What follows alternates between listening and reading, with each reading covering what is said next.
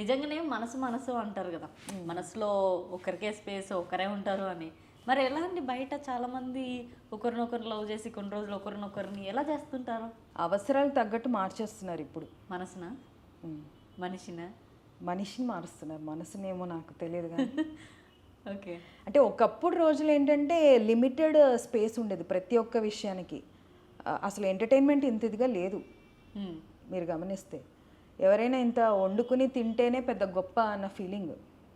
ఏ మనిషి అయినా కానీ ఫోన్ లేకపోయినా కూడా హస్బెండ్ బయటికి వెళ్తున్నాడు అని అంటే, అప్పట్లో ఫోన్స్ కూడా లేవు కదా, కరెక్ట్ ఈ టైం కల్లా నేను ఇంటికి వెళ్ళిపోవాలి, నా వైఫ్ వెయిట్ చేస్తూ ఉంటుంది, తనకి ఇన్ఫర్మేషన్ కూడా లేదు అన్నది ఆయనకు ఉంటుంది. ఆమెకైనా కూడా వైఫ్ ఇంట్లో వెయిట్ చేస్తుంటే ఏదో అయి ఉంటేనే కొంచెం లేట్ అయి ఉంటుంది, వచ్చిన తర్వాత అడుగుదాములే అన్న ఇది ఉంది.